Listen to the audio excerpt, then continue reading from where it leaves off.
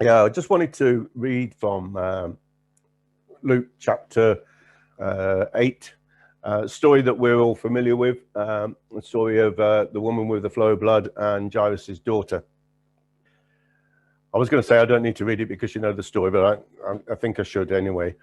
So beginning at verse 40. So it was when Jesus returned that the multitude welcomed him, for they were all waiting for him. And behold, there came a man named Jairus, and he was a ruler of the synagogue, and he fell down at Jesus' feet and begged him to come to his house. For he had an only daughter, about 12 years of age, and she was dying. But as he went, the multitudes thronged him.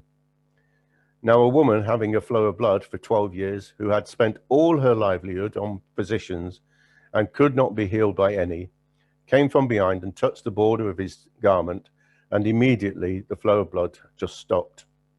And Jesus said, "Who touched me?" When all denied it, Peter and those with him said, "Master, the multitudes throng and press you, and you say, 'Who touched me?'" But Jesus said, "Somebody touched me, for I perceive power going out from me." Now when the woman saw that she was not hidden, she came trembling and falling down before him. And she declared to him in presence of all the people the reason she had touched him, and how she was healed immediately. And he said to her, "Daughter, be of good cheer. Your faith has made you well. Go in peace." I was going to read to the end, but I think that is enough for the thing that God has been laying on me. There are two things. You know, I'm into numbers and significance of numbers. To me, it's interesting. It's recorded in 3 Gospels, this story, which is obviously the number of perfection and represents the Trinity.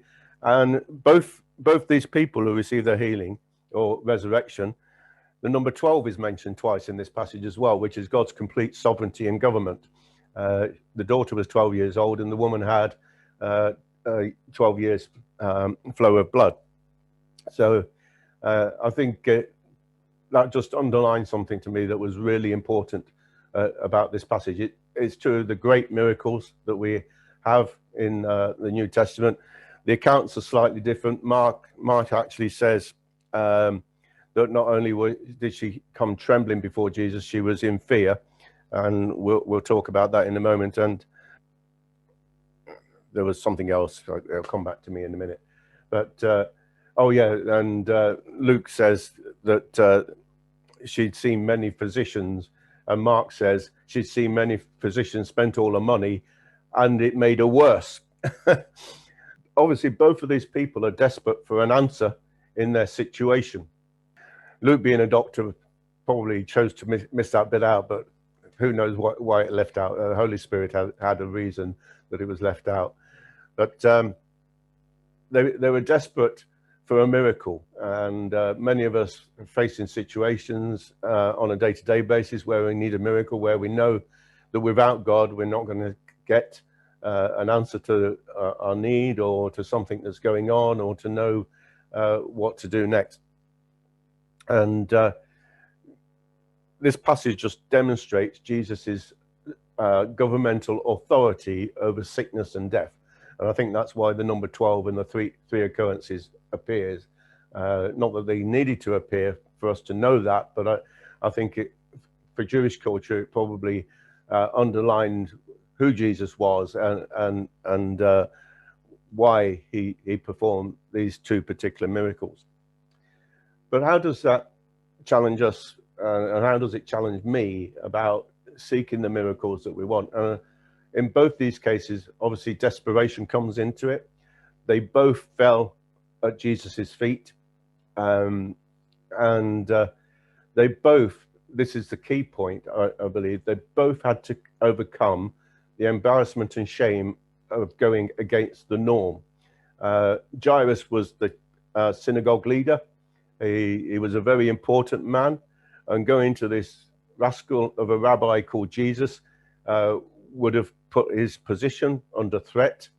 He could have lost his position in the synagogue for going against the norm and going to a man that many synagogue people considered to be a heretic and going against Jewish tradition. And he put his position on a line that he actually went and fell before Jesus and begged for Jesus to heal his daughter. And so I've been thinking about shame and embarrassment, because shame very often, I think we tend to think is just about we're ashamed that we've broken a rule, we've broken God's law. But shame often is imposed upon us by what people expect us to do, and embarrassment because we're going against the norm. And I suspect that Jairus and this woman both experienced some embarrassment and some shame in approaching Jesus at this time. But we have to get over our embarrassment about approaching God in public and asking for our miracle. And I think that was a bit of a challenge for me, because I've been very much aware recently, so many things have happened in my life where I needed another miracle and another miracle and another miracle. I almost think I'm embarrassed to ask, because here I am, supposed to be, I am actually a child of God, and he answers my prayers, and I hear him speak. Yet in my own personal situations, I don't seem to get the answers, and I need to ask other people to stand with me. And part of the pressure that comes on is, you expect that people don't expect you to ask, if you understand what I mean. And this woman who had a flow of blood, 12 years of pain and agony and being an outcast from society. She could not go to the synagogue. She shouldn't be in this crowd at all. She probably had to be in disguise to get away with even getting any close to Jesus, because the people would have pushed her away, because she would have made them all unclean. She was considered to be unclean. She couldn't go to the synagogue at all. She could never enter Jairus' synagogue because it wouldn't have been permitted under Jewish law at the time. And she manages to touch the tassels on Jesus' garment and receive her healing. So she had to overcome that fear of probably being pushed away, of being ridiculed, of being abused by the people. She had to overcome that embarrassment of her own position, and the shame of actually having a flow of blood for that length of time to even approach Jesus. But she had faith, and Jairus had faith, and she crept up behind Jesus and touched the tassels on his garment. To me, that's incredible. She did that in a very public place, and Jesus must have known who it was that had touched her. Maybe he accepted for that moment in time that as a human he wouldn't have known that, just in order for her to come and actually confess. And it says when he asked the question, "Who touched me?" everybody denied it. So she must have initially denied that she had touched his garment. But when she realized, when he asked it the second time, "Who touched me?" she actually came forward. And Mark's gospel and Matthew's gospel said she told the whole story. Can you imagine being in that crowd and hearing how she, and Luke hearing the story as well, how every doctor that she'd been to and every penny that she spent through her life, all of her living, trying to get the healing that she needed in order to become acceptable in society and to be comfortable in her own body. She must have gone on and on. And I saw this doctor and he gave me these pills, and I saw this doctor and he told me to do this. And that must have been a very, very long story. She'd been suffering for 12 years. But I think Jesus drew that out of her, because what he had in her being healed when she'd reached out to Jesus was the testimony that he is the only answer. And so often, I'm just thinking about my back. You know, I've put deep heat on. I've tried the TENS machine, and I've taken the tablets. And Jesus is the only answer. At the end of the day, He's the only answer. The tablets could be make me worse. They could make me poorly. They could damage my organs. I'm not pronouncing that, but they all have side effects, don't they? And you know, for so many of us, we reach out to the natural answers, just as this woman has done. Reach out for what we can do when the only answer is Jesus. And Jairus actually, he'd probably already approached the doctors about his daughter, but they'd said she's going to die. And that's why he come saying, my daughter is on the point of dying. And of course, she does die. And again, Jairus has to have overcome the embarrassment of, and he sends his servants to actually say, don't come because my daughter is now dead. But Jesus isn't going to accept that.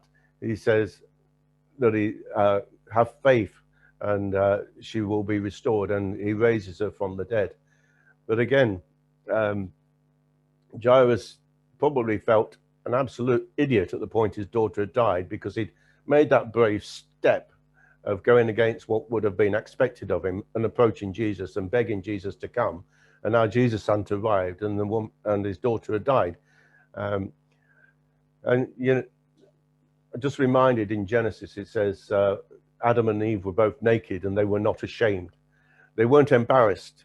It didn't matter what, there weren't other people around, but it didn't matter what God thought about them. It didn't matter what they thought about themselves and of each other.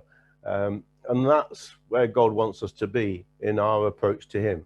He wants us to be totally exposed and to come to him thankful for all that he has already done, expectant of the miracle, and even to publicly actually be in that position of asking, because he requires sometimes and very often 2 or 3 to agree, and that's why he calls us forward. So to me, the passage took on a new meaning of overcoming the shame of how other people perceive our coming forward to ask God to do what only God can do. So that's where I've been over the last 48 hours, just examining that.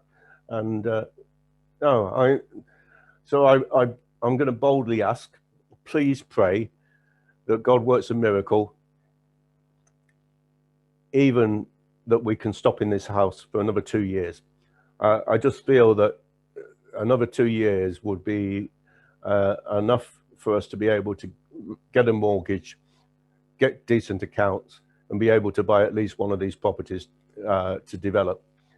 Because I don't believe that the House of Prayer ministry is finished. I don't believe that my ministry in this area is finished. So that's a miracle. I'm saying that in faith. We haven't heard from the landlord since I last emailed him. I did suggest that we needed another 2 years to be able to raise a mortgage. So I'm just hoping he's dwelling on that. And I've reminded him of the ministry that still goes on here, which is fine.